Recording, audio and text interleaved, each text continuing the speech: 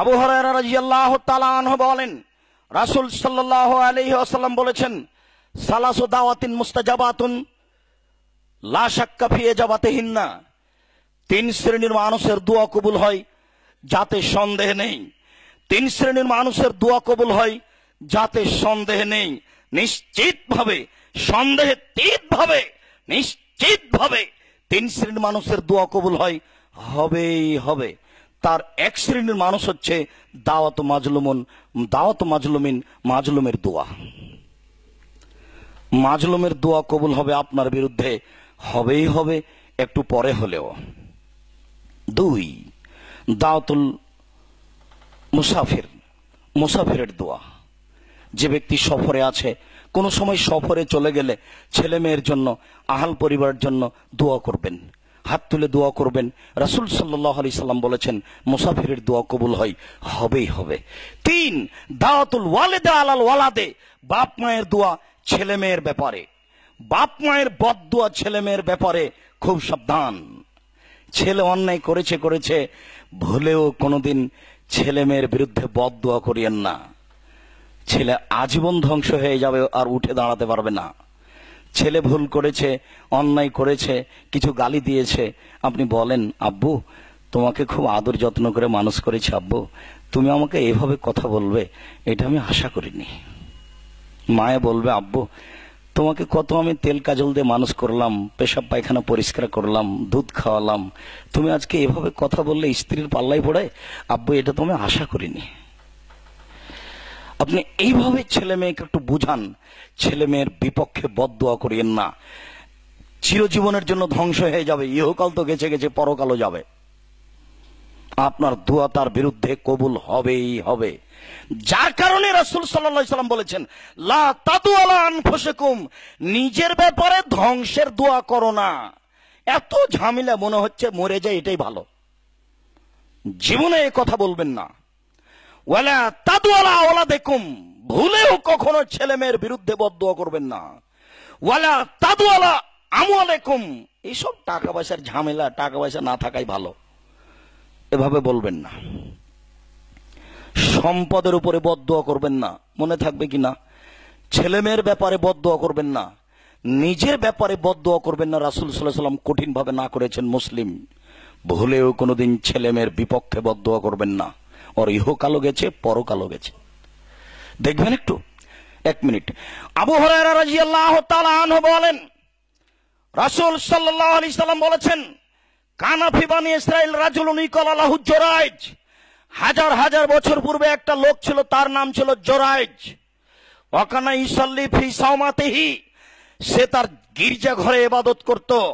ফাজাতহু উম্মুহু ফাদাতহু, ইবাদতের সময় তার মা আসলো, তার মা এসে তাকে ডাকলো। ফায়াকুলো, সে বলতে লাগলো, আউসাল্লি আউজিবহা, মায়ের ডাকে সাড়া দিব না আমি সালাত আদায় করব। মায়ের ডাকে সাড়া দিব না আমি সালাত আদায় করব, মায়ের ডাকে সাড়া দিব না আমি সালাত আদায় করব। এই ভাবতে ভাবতে একটু দেরি হয়ে গেছে। তখন মায়ে বলছেন, আল্লাহুম্মা লা তুমিতহু হাত্তা তুরিয়াহু ওয়াজুহাল মুমিসাত, আল্লাহ তুমি এই ছেলের মরণ দিও না পতিতালয়ের মহিলার মুখ দেখা পর্যন্ত। আল্লাহ তুমি এই ছেলের মরণ দিও না পতিতালয়ের মহিলার মুখ দেখা পর্যন্ত। আল্লাহ তুমি এই ছেলের মরণ দিও না পতিতালয়ের মহিলার মুখ দেখা পর্যন্ত। কথা শেষই হয় না, কানাফি সমাতি, জোরাইজ গির্জা ঘরে ছিলেন। ফাতাতে ইমরাতুন, একজন মহিলা আসলো। ফাকাল্লামাতহু, মহিলা তার সাথে কথা বলল। ফাবা, জোরাইজ জেনার কথাটি নাকচ করলো। ফাতা তার রাইয়ে, মহিলা একটি রাখালের কাছে আসলো। ফামকানাথু, রাখালকে জোর করে ধরে তার সাথে জেনা করলো। ফাওয়ালাদাত, তারপর বাচ্চা জন্ম দিল। ফাকালাত হুয়া মিন জোরাইজ, তারপরে জনসমাজে বলল বাচ্চাটি জোরাইজের।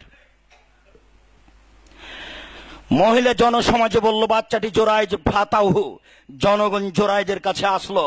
ফাকাসারুহু, তার গির্জাঘরকে ভেঙে ধুলা ধুলা করে দিল। ওয়ানজালুহু, তাকে গির্জাঘর থেকে টেনে হেঁচড়ে রাস্তায় নামিয়ে দিল।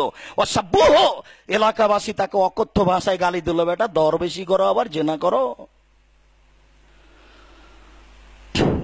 যার যা ইচ্ছে সেভাবে গালি দিল, যার যা ইচ্ছা সেভাবে উত্তম মধ্যম বললো, মারলো। তাকে গির্জাঘর থেকে টেনে বের করে দিল। ফাকামা ওয়া তাওয়াজ্জাফ সাল্লা রাকাতাইন, জোরাইজ উঠলো, অজু করলো, 2 রাকাত সালাত আদায় করলো। ফাতাল ওয়ালাদ, বাচ্চার কাছে আসলো, বলল মানাবুকা, বাচ্চা বলো তো তোমার বাপকে। বাচ্চা বলল রাই, আমার বাপ রাখাল। বুখারী মুসলিম। জনগণ বলল নাবনাও সৌমাতাকা বিযাহাবে, আমরা গ্রামবাসী তোমার গির্জাঘর স্বর্ণ দিয়ে বানিয়ে দিব। কালা লা, জি না, আমার গির্জাঘর স্বর্ণ দিয়ে বানাতে হবে না, ইল্লা বিত্তরাব, মাটি দিয়ে বানাতে হবে, যা ছিল তাই করে দিতে হবে।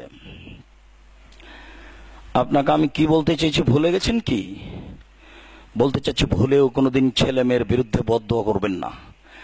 আপনার খুশি থাকাই হচ্ছে তার জন্য আশীর্বাদ, আপনার মনটা খারাপ থাকাই হচ্ছে তার জন্য অভিশাপ। যদিও রাসূল সাল্লাল্লাহু আলাইহি সাল্লাম লোকটাকে বললেন লোকটা যুদ্ধে যেতে চাই, তাহলে রাসূল বলছেন হাল্লাকা মিন উম্মিন, তোমার মা আছে? জি হ্যাঁ, আমার মা আছে। তখন আল্লাহ নবী বলছে আল জেমাহা, তোমার মাকে তুমি নিয়ে থাকো। ফাইনাল জান্নাতা ইনদা রিজলিহা, জান্নাত তার পায়ের নিচে, তোমার মায়ের পায়ের নিচে। জান্নাত মায়ের পায়ের নিচে, কথাই ঠিক, ওই কথাই ঠিক যেটা শতদিন শুনেছি। আরে তুমি বাপ মায়ের হক কি করবে? হুমা জান্নাত না রে, তারাই দুজন তোমার জাহান্নাম, তারাই দুজন তোমার জান্নাত, তারাই দুজন তোমার জাহান্নাম, তারাই দুজন তোমার জান্নাত, ওরাই তোমার জাহান্নাম, ওরাই তোমার জান্নাত, ওরাই তোমার জাহান্নাম, ওরাই তোমার জান্নাত। তোমার বাপ মা তোমার জাহান্নাম, তোমার বাপ মা তোমার জান্নাত। বলেও কোনোদিন বাপ মায়ের বিরুদ্ধে কথা বলবেন না। আর আপনাকে বলছি বলেও কোনোদিন ছেলে মেয়ের বিরুদ্ধে মুখ খুলিয়েন না। আপনি ছেলে মেয়ের বিরুদ্ধে মুখ খুললে তার ইহকালও গেছে, তার পরকালও গেছে।